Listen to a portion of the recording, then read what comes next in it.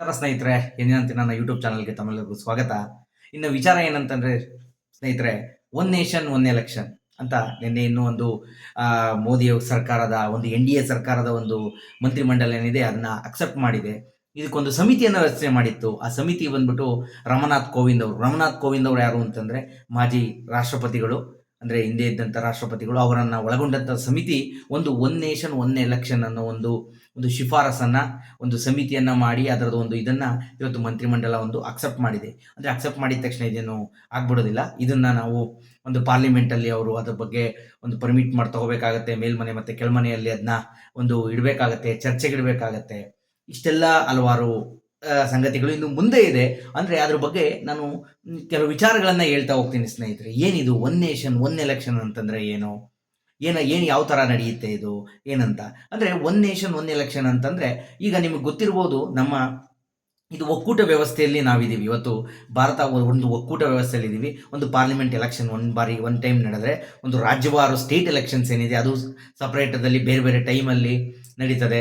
ಮತ್ತು ಗ್ರಾಮ ಪಂಚಾಯಿತಿ, ಜಿಲ್ಲಾ ಪಂಚಾಯತಿ ಈ ಥರ ಎಲೆಕ್ಷನ್ಸ್ಗಳು ಸಪ್ರೇಟ್ ಟೈಮಲ್ಲಿ ನಡೀತದೆ. ಅಂದರೆ ಈ ಎಲ್ಲ ಎಲೆಕ್ಷನ್ಗಳನ್ನು ಒಟ್ಟಿಗೆ ನಡೆಸುವಂಥ ಸೂತ್ರ ಈ ಒನ್ ನೇಷನ್ ಒನ್ ಎಲೆಕ್ಷನ್ನಲ್ಲಿ, ಒನ್ ನೇಷನ್ ಒನ್ ಎಲೆಕ್ಷನ್ ಅನ್ನೋ ಕಾನ್ಸೆಪ್ಟಲ್ಲಿ ಬರ್ತಿದೆ.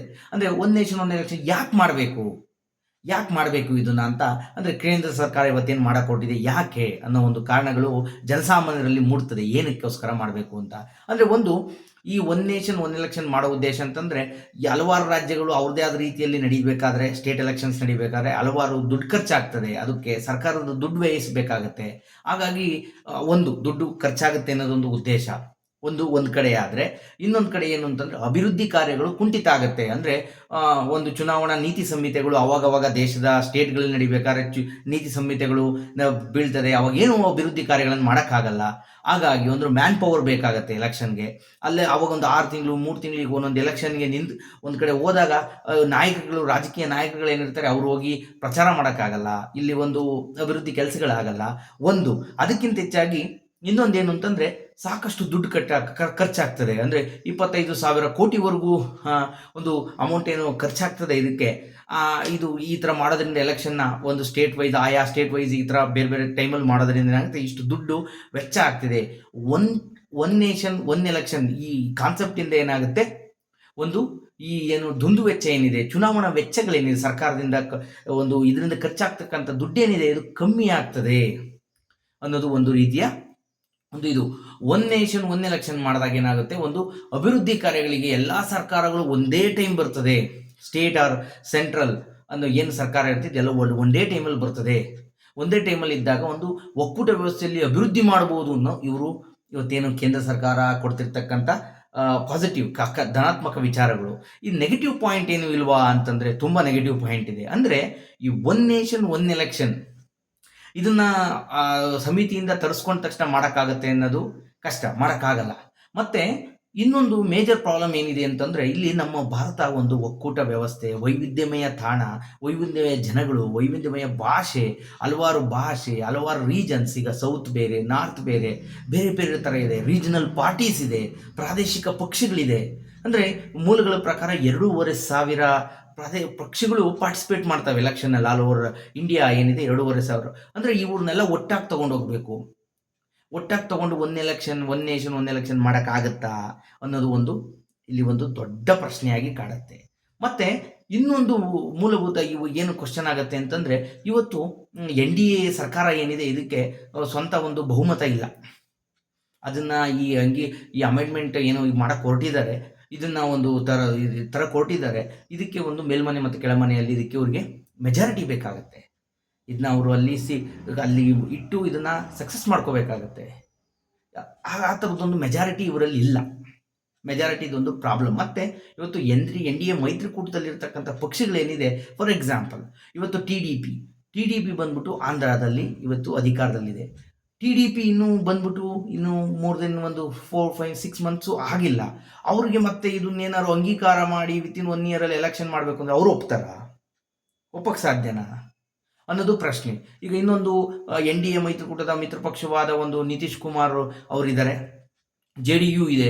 ಅವರು ಜಂಪಿಂಗ್ ಬಾಬು ಅಂತಲೇ ಫೇಮಸ್ ಆಗಿರೋರು. ಜಂಪಿಂಗ್ ಬಾಬು ಅಂತ ಪಕ್ಷದಿಂದ ಪಕ್ಷಕ್ಕೆ ಅವ್ರಿಗೆ ಯಾವ ಥರ ಒಂದು ಪೊಲಿಟಿಕಲ್ ಒಂದು ಯೂಸೇಜು ಅಥವಾ ಪೊಲಿಟಿಕಲ್ ಗೇನ್ ಆಗುತ್ತೆ, ಅವಾಗ ಅವರೆಲ್ಲ ಒಪ್ತಾರಾ ಅನ್ನೋದು, ಅಂದರೆ ಮಿತ್ರ ಪಕ್ಷಗಳು ಒಪ್ತಾರಾ? ಅಂದರೆ 2019 ಮತ್ತು 2014ರಲ್ಲಿ ಇದ್ದಂಥ BJPಯ ಬಹುಮತದ ಸರ್ಕಾರ ಇವಾಗ ಇಲ್ಲ. ಈ ಬಹುಮತ ಇಲ್ಲದಲೇ ಇವರು ಹೇಗೆ ಅದನ್ನ ಅಂಗೀಕಾರವನ್ನು ತಗೊಂತಾರೆ, ಈ ಮಸೂದೆಯನ್ನು ಹೆಂಗೆ ಪಾಸ್ ಮಾಡ್ಕೊತಾರೆ ಅನ್ನೋದು ದೊಡ್ಡ ಪ್ರಶ್ನೆಯಾಗಿ ಕಾಣುತ್ತೆ. ಮತ್ತು ನಾವು ಒಕ್ಕೂಟ ವ್ಯವಸ್ಥೆಯಲ್ಲಿರೋದ್ರಿಂದ ಒಂದು ಈ ಇನ್ನೊಂದು ಒನ್ ನೇಷನ್ ಒನ್ ಎಲೆಕ್ಷನ್ ಅಂತಂದಾಗ ಇದು ಏನಾಗುತ್ತೆ ಅಂತಂದರೆ ಒಬ್ಬ ನಾಯಕ ಅಥವಾ ಒಂದು ರಾಷ್ಟ್ರೀಯ ಒಂದು ಇದರಲ್ಲೇ ಹೊರಟೋಗುತ್ತೆ ಹೊರತು ಒಂದು ಪ್ರಾದೇಶಿಕ ಸಮಸ್ಯೆಗಳಾಗಲಿ, ಪ್ರಾದೇಶಿಕ ಸಮಸ್ಯೆಗಳ ಬಗ್ಗೆ ಮಾತಾಡೋಂಥ ಪಕ್ಷಗಳಾಗಲಿ ಇದ್ರ ಬಗ್ಗೆ ಒಂದು ತೊಂದರೆ ಉಂಟಾಗುತ್ತೆ ಅನ್ನೋದು ಒಂದು ವಿರೋಧ ಪಕ್ಷಗಳ ಒಂದು ವಾದ ಇದೆ, ಒಂದು ಆರೋಪ ಇದೆ. ಇದು ಮಾಡೋಕ್ಕಾಗಲ್ಲ, ಹಿಂಗೆ ಮಾಡಿದ್ರೆ ಈಗಾಗತ್ತೆ ಅಂತ. ಇನ್ ಕೇಸ್ ಏನಾದರೂ ಒನ್ ನೇಷನ್ ಒನ್ ಎಲೆಕ್ಷನ್ ಆಗಿ ಯಾವುದೋ ಒಂದು ಸರ್ಕಾರ ಬರುತ್ತೆ, ಯಾರಿಗೂ ಮೆಜಾರಿಟಿ ಬರಲ್ಲ ಸ್ಟೇಟಲ್ಲಿ. ಮೆಜಾರಿಟಿ ಬಂದಾಗ ಅವಾಗ ಕೊಯ್ಲೇಷನ್ ಸಮ್ಮಿಶ್ರ ಸರ್ಕಾರ ಆಗುತ್ತೆ. ಅವಾಗ್ಲೂ ಇದಾಗ್ದಿಲ್ದಾಗ ಏನು ಮಾಡ್ತೀರಾ? ಆ ಕೊಯ್ಲೇಷನ್ ಗೌರ್ಮೆಂಟ್ ಬಿದ್ದೋದಾಗ ಏನಾಗುತ್ತೆ? ಬಿದ್ದೋದ್ರೆ ಯಾರಿಗೂ 6 ತಿಂಗಳು ರಾಷ್ಟ್ರಪತಿ ಆಡಳಿತ ಇರುತ್ತೆ. ಅದಾದಮೇಲೆ ಏನು ಯಾವ ಥರ ಮತ್ತೆ ಎಲೆಕ್ಷನ್ ಮಧ್ಯದಲ್ಲಿ ಮಾಡಲೇಬೇಕಾಗತ್ತೆ. ಒನ್ ನೇಷನ್ ಒನ್ ಎಲೆಕ್ಷನ್ ಅನ್ನೋ ಕಾನ್ಸೆಪ್ಟ್ ಎಲ್ಲಿ ಹೋಗ್ತದೆ ಅವಾಗ?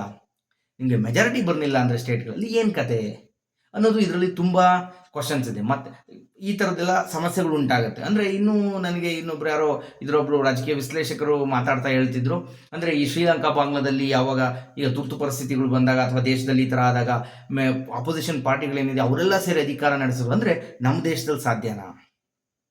ನಮ್ಮ ದೇಶದಲ್ಲಿ ಆ ಥರದೊಂದು ಇದು ಸಾಧ್ಯನಾ? ಫಾರ್ ಎಕ್ಸಾಂಪಲ್ DMK ADMK ಸೇರಿ ಸರ್ಕಾರ ಮಾಡೋಕ್ಕೆ ಸಾಧ್ಯನಾ? ಅಥವಾ ಸಿದ್ದರಾಮಯ್ಯನವರು ಯಡಿಯೂರಪ್ಪನವ್ರು ಸೇರಿ ಸರ್ಕಾರ ಮಾಡೋಕ್ಕಾಗತ್ತಾ? ಇದೆಲ್ಲ ಒಂದು ಊಹೆ ಮಾಡ್ಕೊಳೋದು ಕಷ್ಟ. ನಮ್ಮ ಒಂದು ರಾಜಕೀಯ ತಳಹದಿಯಲ್ಲಿ ನೋಡೋದಾದರೆ, ಭಾರತೀಯ ಇಂಡಿಯನ್ ಪಾಲಿಟಿಕ್ಸ್ ಅಥವಾ ಇಲ್ಲಿನ ನಮ್ಮ ಕರ್ನಾಟಕ ರಾಜಕಾರಣ ನೋಡೋದಾದರೆ ಈ ಥರದ್ದೊಂದು ಮಸೂದೆ ಬಂದರೆ ಇದೆಲ್ಲ ಹೇಗೆ ವರ್ಕ್ ಆಗುತ್ತೆ? ಅಂದರೆ ಇನ್ನೊಂದು ಇದರಲ್ಲಿ ಹೇಳ್ತಾರೆ, ಈ ಒಂದು ಎಲೆಕ್ಷನ್ ಈ ಥರ ಸ್ಟೇಟು ಮತ್ತು ಸೆಂಟ್ರಲ್ ಎಲೆಕ್ಷನ್ ಆದ ತಕ್ಷಣ 100 ದಿನದೊಳಗಡೆ ಗ್ರಾಮ ಪಂಚಾಯಿತಿ ಮತ್ತು ತಾಲೂಕ್ ಪಂಚಾಯತ್ ಜಿಲ್ಲಾ ಈ ಥರ ಸ್ಥಳೀಯ ಎಲೆಕ್ಷನ್ಗಳು ನಡಿಬೇಕು ಅಂತ. ಸ್ಥಳೀಯ ಮಟ್ಟದಲ್ಲಿ ನೂರಾರು ಸಮಸ್ಯೆಗಳಿರ್ತದೆ. ಅಥವಾ ಆದಾಗ ಅಲ್ಲಿ ಸೂಪರ್ ಸೀಡ್ ಮಾಡೋದು ಅಥವಾ ಇನ್ನೊಂದು ಅವರ ಅನರ್ಹತೆ ಜಂಪ್ ಮಾಡೋದು, ಆ ಕಡೆ ಈ ಥರದ ಹಲವಾರು ಸಮಸ್ಯೆಗಳಿರುತ್ತೆ. ಮರು ಎಲೆಕ್ಷನ್ ಆಗಬೇಕಾಗತ್ತೆ. ಇದೆಲ್ಲ ಹೇಗೆ ಮಾಡ್ತಾರೆ ಅನ್ನೋದು ಗೊತ್ತಾಗಬೇಕಾಗಿದೆ. ಅಂದರೆ ಇದನ್ನು ಇನ್ನು ಪಾರ್ಲಿಮೆಂಟಲ್ಲಿ ಇಟ್ಟು ಅವರು ಚರ್ಚೆ ಮಾಡಿ ಇದಕ್ಕೆ ಯಾವ ಥರ ಒಂದು ಸಹಮತ ಬರ್ತದೆ, ಇದರಲ್ಲಿ ಇರ್ತಕ್ಕಂಥ ಪ್ಲಸ್ ಏನು ಮೈನಸ್ ಏನು ಇದೆಲ್ಲ ಚರ್ಚೆ ಆಗಬೇಕಾಗತ್ತೆ.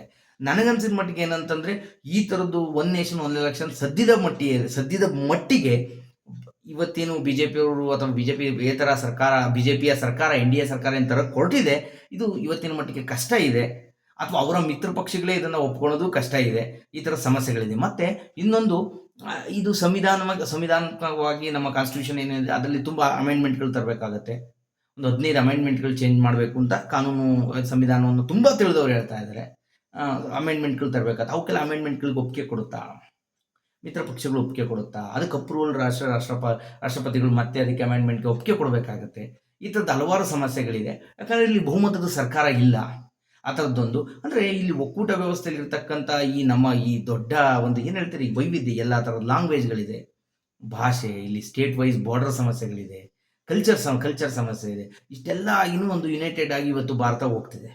ಈ ಥರ ಹೋಗ್ತಿದ್ದಾಗ ಈ ಥರದ್ದು ಅವ್ರದ್ದೇ ಆದ ಸ್ಥಳೀಯ ಸಮಸ್ಯೆಗಳಿದ್ದಾಗ ಈ ಒನ್ ನೇಷನ್ ಒನ್ ಎಲೆಕ್ಷನ್ ಅನ್ನೋ ಕಾನ್ಸೆಪ್ಟು ಇವತ್ತೇನು ಮಸೂದೆ ಥರ ಕೊಟ್ಟಿದ್ದಾರೆ, ಇದು ಎಷ್ಟರ ಮಟ್ಟಿಗೆ ಮುಂದಿನ ದಿನಗಳಲ್ಲಿ ಫಲಪ್ರದವಾಗುತ್ತೆ ಅಂತದ್ದು ಗೊತ್ತಿಲ್ಲ. ಇನ್ನು ಕಾದು ನೋಡಬೇಕಾಗುತ್ತೆ. ಪಾರ್ಲಿಮೆಂಟಲ್ಲಿ ಇದನ್ನ ಆ ಮಸೂದೆ ಅಂಗೀಕಾರಕ್ಕೆ ಇವರು ಇಟ್ಟಾಗ ಗೊತ್ತಾಗುತ್ತೆ ಯಾವ ಥರ ಚರ್ಚೆಗಳಾಗುತ್ತೆ. ಇದು ತುಂಬ ಚರ್ಚೆಗಳಾಗಬೇಕು. ಆ ಚರ್ಚೆಗಳಲ್ಲಿ ಏನಾಗುತ್ತೆ ಅನ್ನೋದು. ಅಂದರೆ ಇದು ನಾನು ಸಣ್ಣದಾಗಿ ಒಂದು ಶಾರ್ಟಾಗಿ ಇದನ್ನು ಏನು ಇದು ಒನ್ ನೇಷನ್ ಒನ್ ಎಲೆಕ್ಷನ್ ಅನ್ನೋದು ಸಾಧಕ ಬಾಧಕಗಳನ್ನು ನಾನು ತಿಳ್ಕೊಂಡ ಮಟ್ಟಿಗೆ ನಿಮಗೆ ಶೇರ್ ಮಾಡಿದ್ದೀನಿ ಅಂತ ಅಂದ್ಕೊತೀನಿ. ಹಾಗಾಗಿ ನಾನು ಯೂಟ್ಯೂಬ್ ಚಾನಲ್ ನೋಡ್ತಾ ಇರಿ. ಹಾಗೂ ಈ ಒಬ್ಬ ಸಣ್ಣ ಪತ್ರಕರ್ತನ ನೀವು ಬೆಂಬಲಿಸಿ ಫಾಲೋ ಮಾಡಿ, ಸಬ್ಸ್ಕ್ರೈಬ್ ಮಾಡಿ ಅಂತ ಕೇಳ್ಕೊಳ್ತೀನಿ ಸ್ನೇಹಿತರೆ. ನಮಸ್ಕಾರ.